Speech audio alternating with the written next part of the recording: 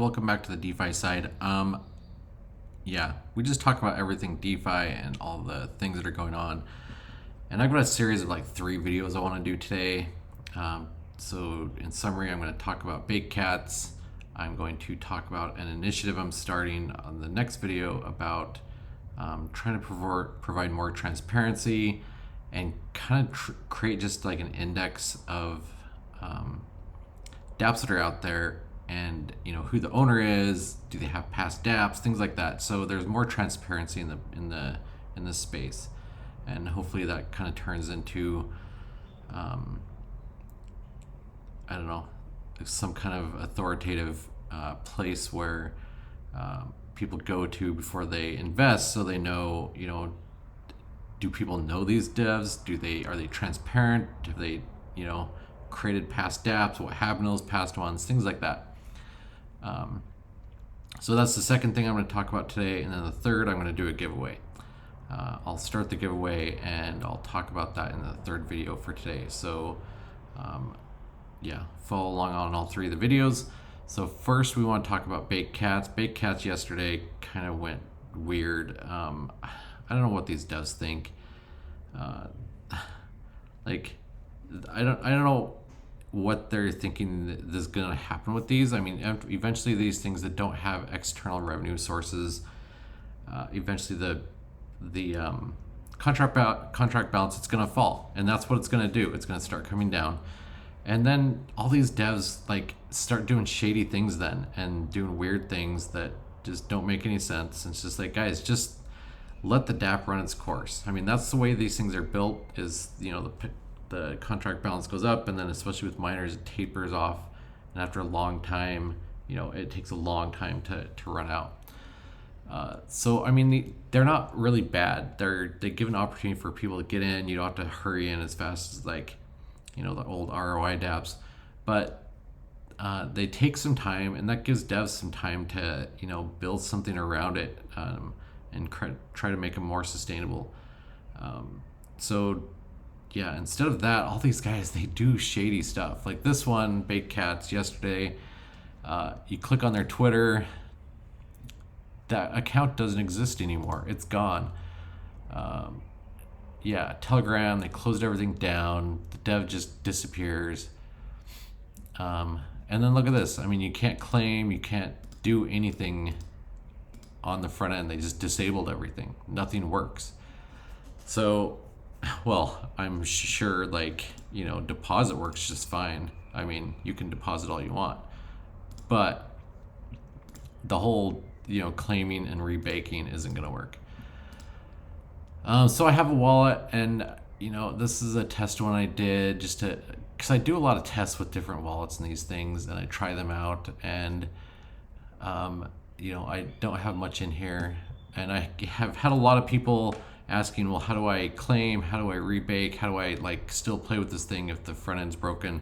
And I've done lots of videos on the past and interacting with contracts, and I'll just do that again really quick. I mean, it's a little bit different because the methods, the functions in the contract are different.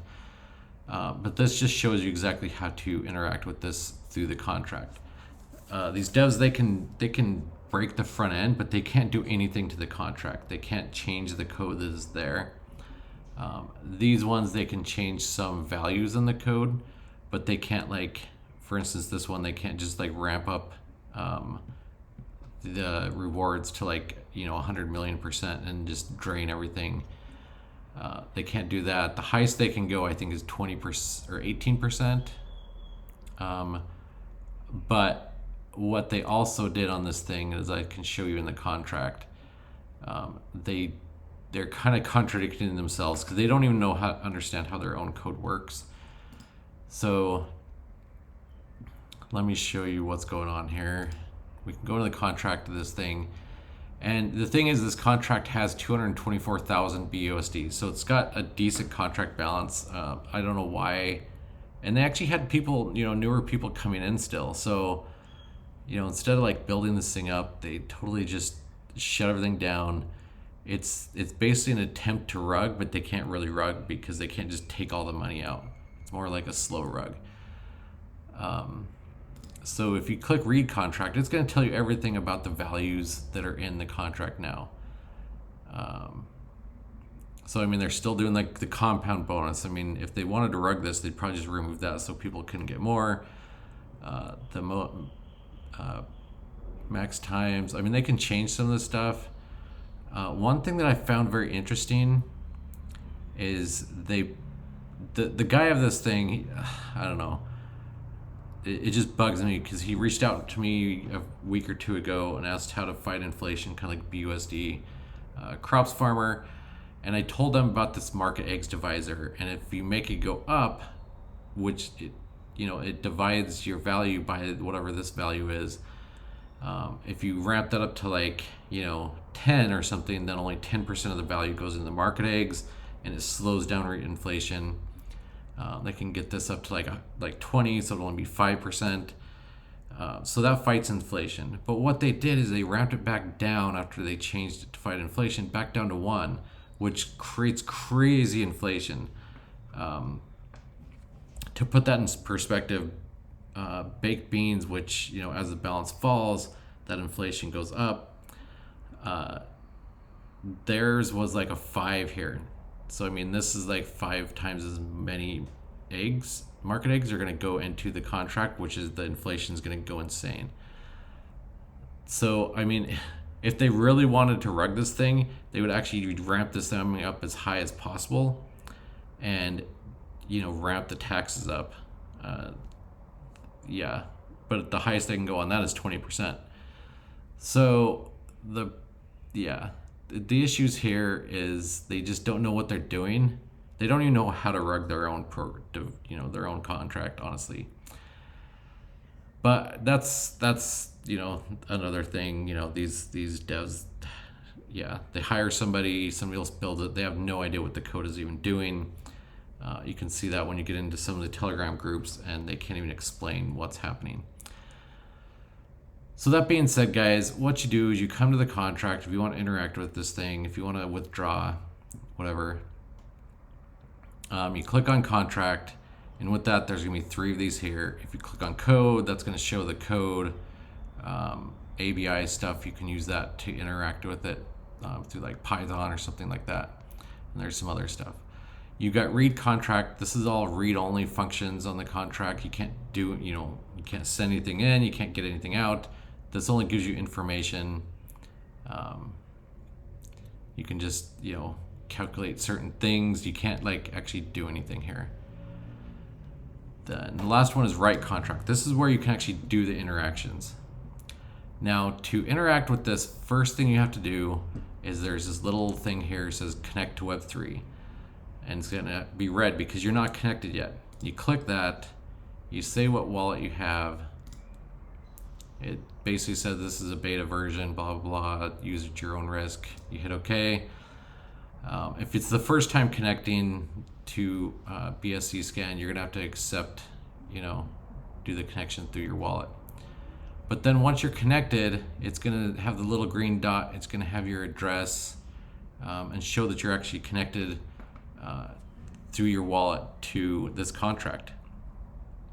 And then you can do stuff in here.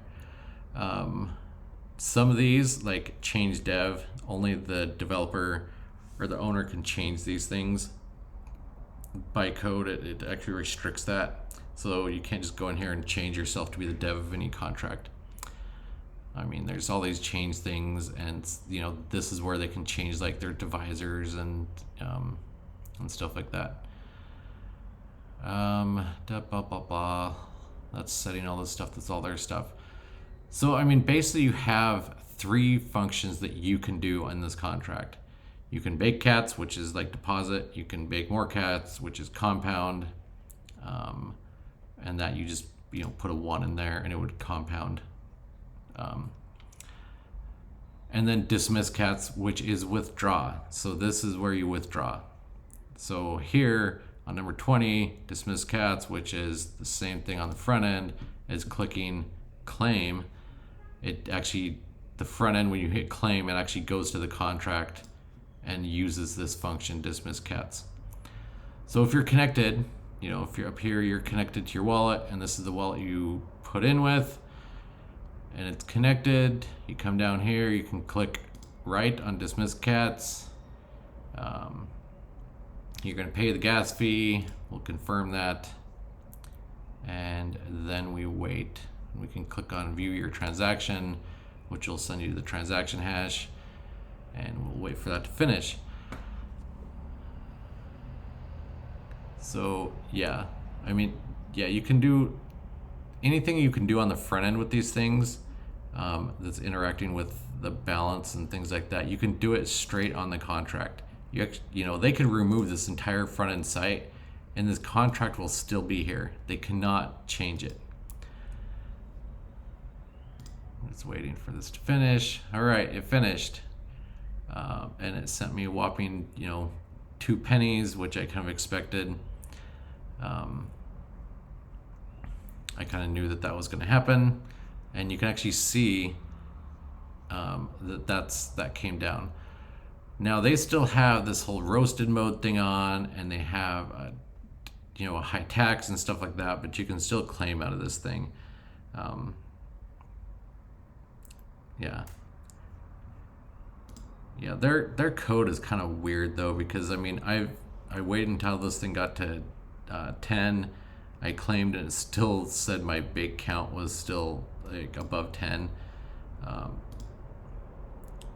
So yeah, I think I'm just gonna milk this thing every day. I don't care about the whole withdraw tax thing, because withdrawing is gonna create the same amount of market eggs as compounding, and they've got taxes ramped up on this thing, so it's very high. So I don't really care, honestly. Of course, this, to pull out 2 cents worth of BUSD for 18 cents in gas, it doesn't make any sense. But that's how you do that. That's really how you interact with this.